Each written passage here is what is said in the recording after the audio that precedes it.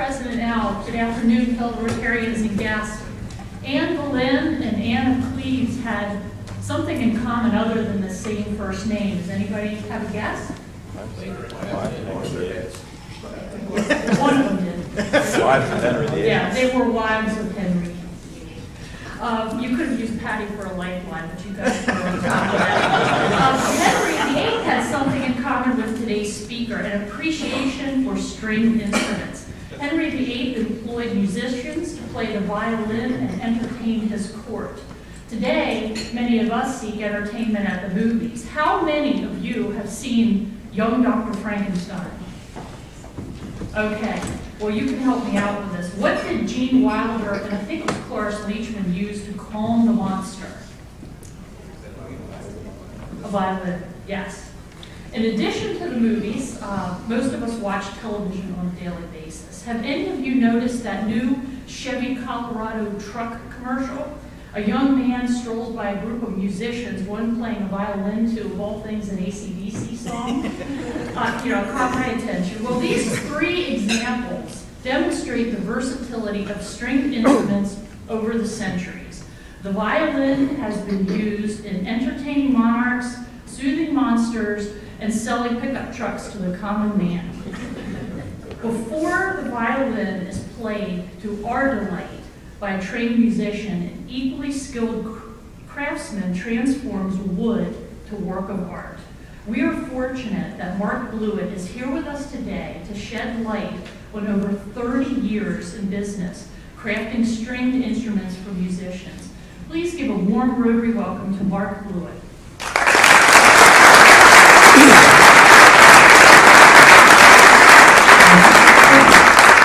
Like you said, my name is Mark Bluett. How are you all doing this afternoon? I am the master luthier at Bluett Bros Violins, and a luthier is a maker of all stringed instruments. And I make almost anything with strings at the shop, along with teaching the art of luthery to various apprentices. And before I get started, I do want to thank Ann Druck for asking me to come here. She's with the York County Visitors Bureau.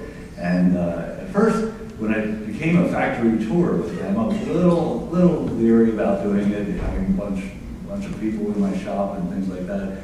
But it's really worked out well. People have come from all over the United States to hear me talk. I do like to talk about instrument making as well as actual making itself. So it's worked out very well. Some of them are not, most of them are not musicians, but they still like to see things being made by hand in America.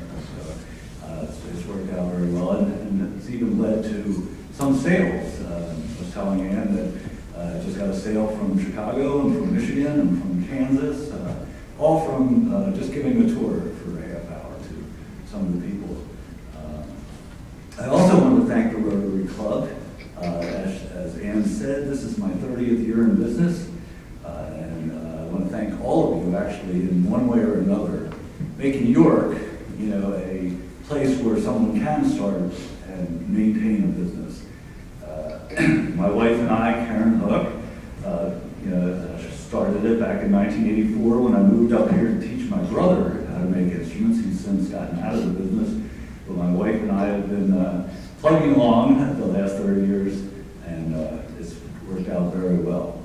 As a matter of fact, when I was asked to give this talk today, they wanted me to bring a violin, and I'm actually sold out of my violin. I had to ask Nick Wagman to bring one of my violins here. He owns one of my violins, and I'm very grateful that he came today so that I could actually show you one. When getting into when making the violins, the first thing that I take into account is the wood that you use. It has to be some of the best wood in the world. I deal with two 7th generation wood-growing families. One's in Italy and one is in Oregon. The spruce comes from Italy, and that's the top of the violin. Or almost any carved instrument, it has a spruce top. And it's been air drying since 1967. So for 48 years, this wood has been moving every which way it can. It's not like going to Home Depot and getting a 2x4. I in a few minutes, I will pass out some of the wood so you can actually see some of the wood that I use. I was talking about the spruce, and this is the Italian spruce that I use. It comes in wedges like this. And what you do is you cut this straight down the middle and fold it down and glue it together. And you have the same grain on both sides, so it vibrates the same. What's very nice about this wood right here is it has a tighter grain in the center, and it flares out as much as it possibly can. You get a nice deep sounding violin. Whereas a lot of the kids are trying to play real scratchy, real trebly instruments, this is how you get a nice deep sound for like a symphony player or a professional violinist. And I was going to have them take that out.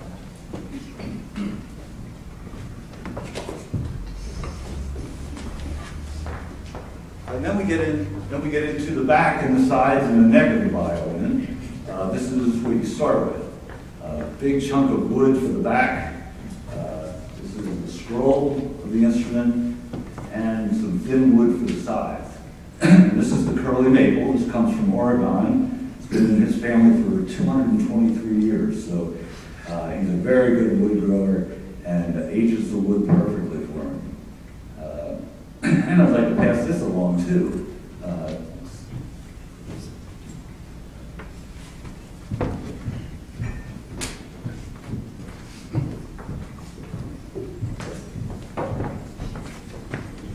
And like I said, we start with the best wood, and when you're making a violin, you're basically, if you picture it in your mind, you're making the perfect wooden speaker.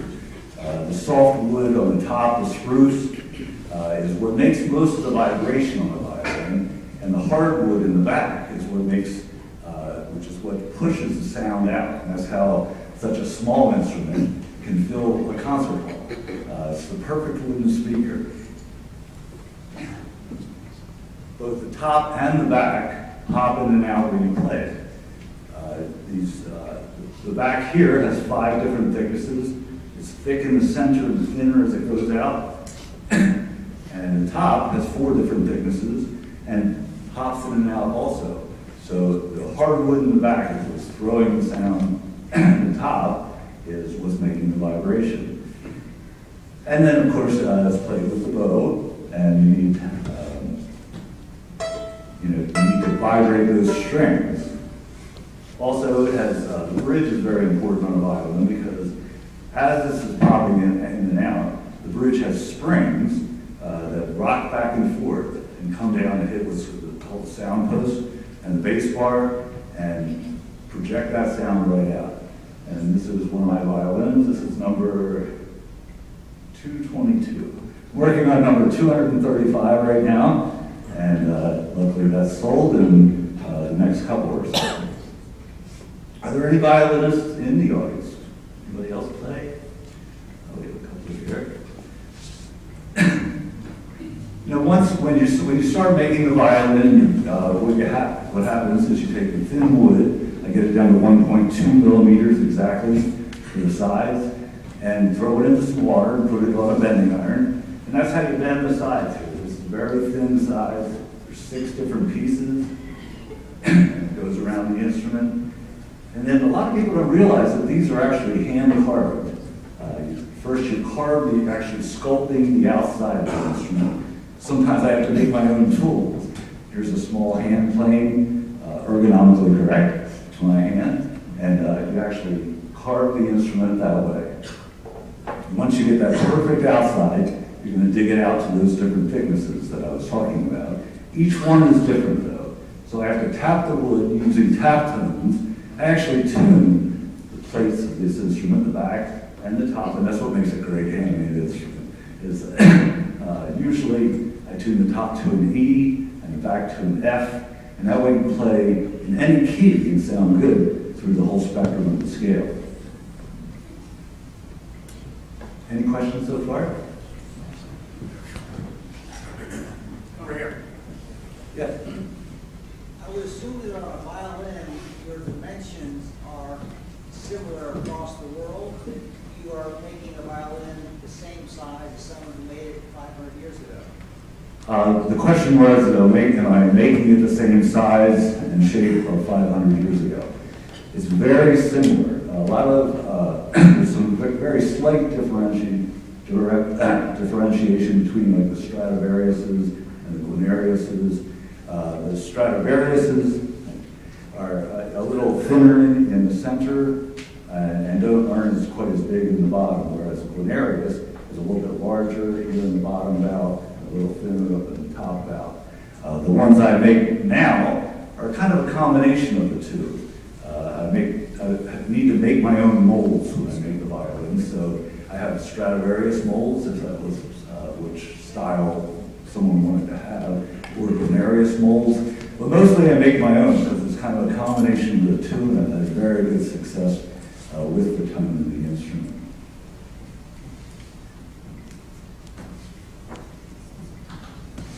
Which goes To continue on, how did you devolve to create a combination of the two? Well, it was after carving many instruments and lots of, because I studied under an older gentleman down in Washington, D.C. He gave me the basics of instrument making, but he was 89 years old at the time and had to stop making. So I had to do a lot of experimentation on my own. And at that time, I was making, caught the bug, and I was making anywhere from 18 to 20 some violins a year. And each one I was trying to refine the process and trying to find which one was best to my ear. Because I really, after talking to many, many violinists, many fiddle players too, they're all looking for the same instrument. It's just like they're just playing it different. They're looking for a nice, deep, rich sounding violin that has nice undertones and projects out to the audience. And that's where, so after talking to many people and after many tries of different things, especially the varnishes, the varnish on the violin is a very hard thing to achieve. Too much varnish on the violin will just hinder the sound, and too little won't protect it to last for the 300 or 400 years that I want my violin to last. A lot of people don't realize that the violin, one reason the violin has lasted this long, why there are Stradivarius around, and why there are Guarnerius and Amatis, and things like that, is because of the glue that you use. Elmer's glue is a butt glue. It goes together and very hard to take apart without ripping wood and things like that. Whereas I use what's called hide glue. I cook it up in my shop every day, and it's a tendril glue. It reaches into the wood and pulls the wood together. So when I get, last month I had a 1692 Stainer violin in for repair. When I get a violin like that, it's very easy to break the seal of that glue. Take the top off the instrument. It needed a new bottom block for the pressure of the strings, and it had some cracks in it and things like that. So if you fix those cracks properly, it'll still conduct the sound and still be a great instrument. And so they're one of the few instruments that are made to be repaired. Guitars and things like that, they put them together with wood glue and very hard to take apart. By the way, a lot of people know, I was talking about the bow. Who knows what the strings on a bow are? Horsehair. A lot of people know that. I don't know how a lot of people know that. I have the tours at my shop, and inevitably everybody knows that the strings are horsehair.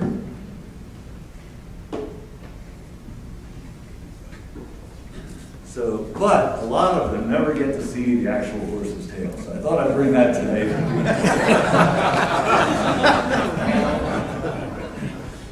Here we go. This is straight from Siberia. And they've been breeding these horses for almost 3 centuries just for rehairing bows. It's a very cold place, so it grows back very quickly. The reason being is the blonder your hair, the finer your hair is, the finer the follicle of the hair, and the cleaner the note it is when you pull it across to get the note on the instrument. So that's why I brought some for you today. And you can get about, rehair about 40 bows. No, we can't pass that around. It's $600 a pound. Horse's hair. I thought I'd just show that one. Anyway, I'm here to tell you that a lot of people think of the violins and they think, oh, the old violins. Well, I'm not here to promote the old violins. I'm here to promote the new violins. They just had a blind test at a Peabody Institute of Music with one of my violins and 8 others dating back about 350 years, and mine was a week older than one. So I'm here to tell you that some great instruments are being made today. Otherwise, I'm going to take a couple more questions. I have 2 questions. Making the bow, is that another glue thing, or is that something else? No. You said glue fastened on bows the same? Okay, there's no glue involved in rehearing a bow. There are 3 blocks of wood that you use on a bow.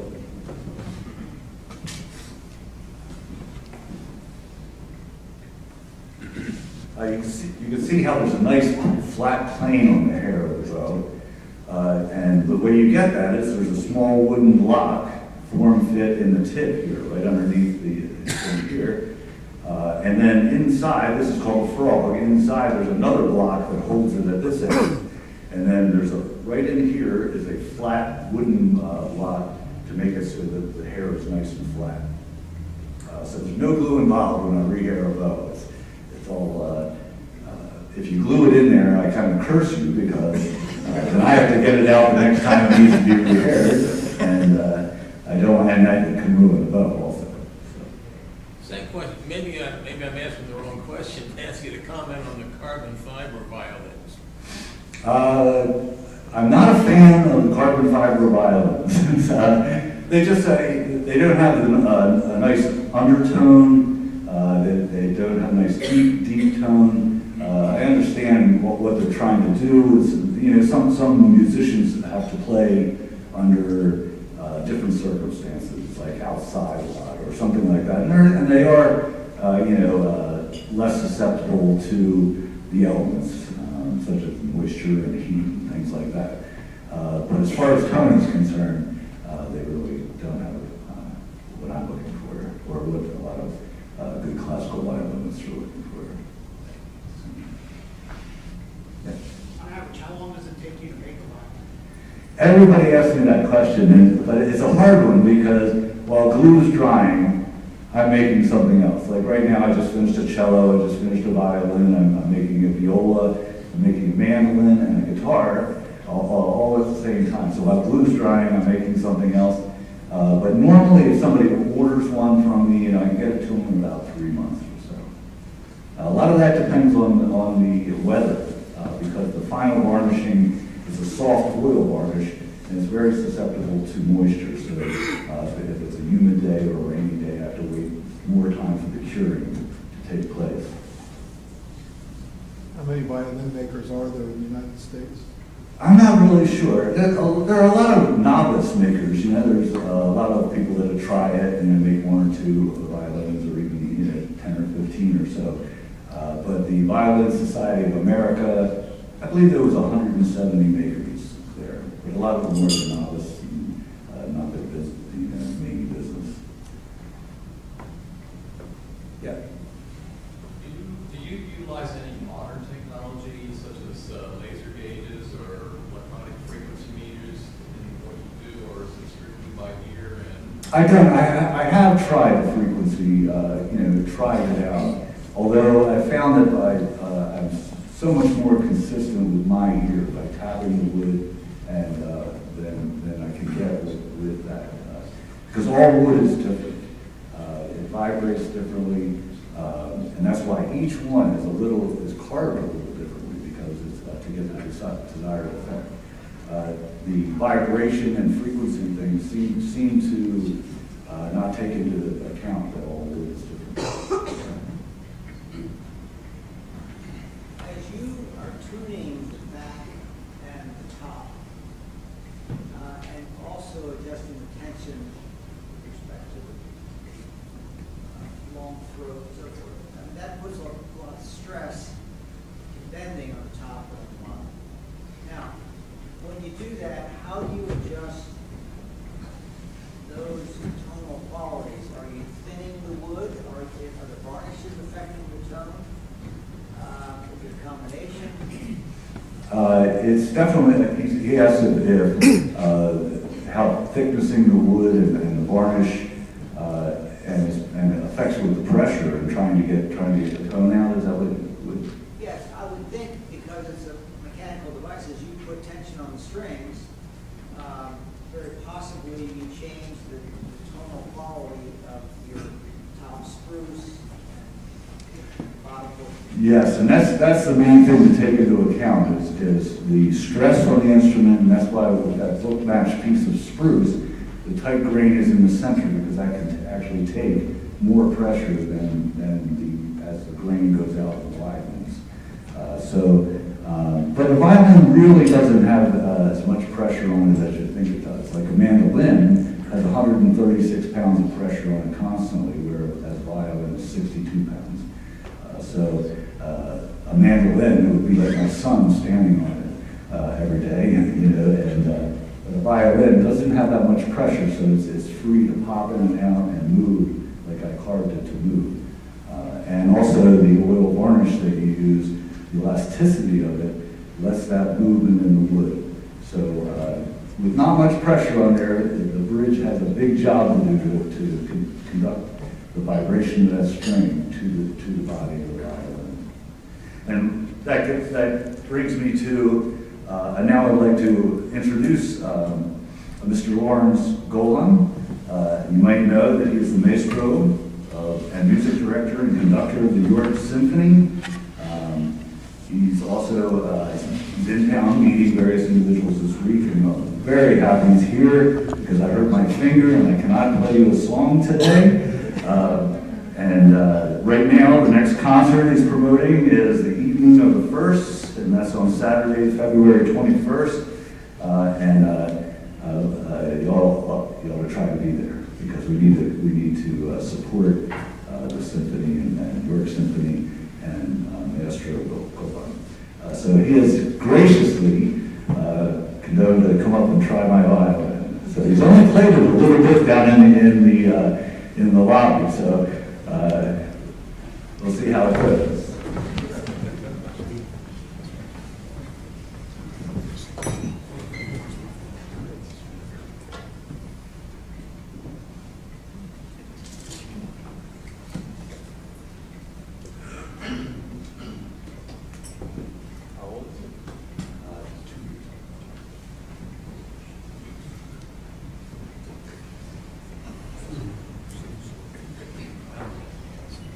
Good afternoon, everyone. Question. Somebody have a question? Is that what I heard? Yeah.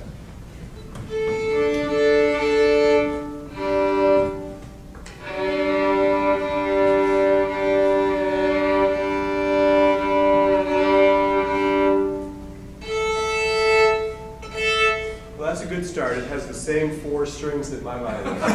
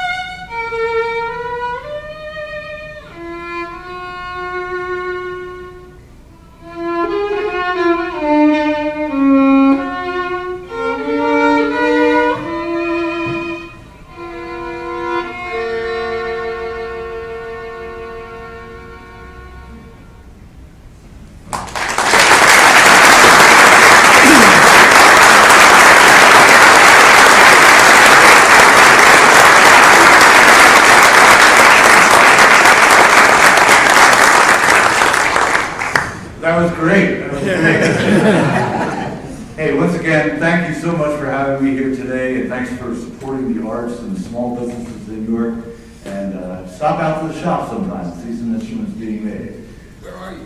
I'm on 122 Hill Street, right in the Elmwood area. So it's a building that I bought. Used to be a Rotary store, so, but now we moved into that building about 14 years ago.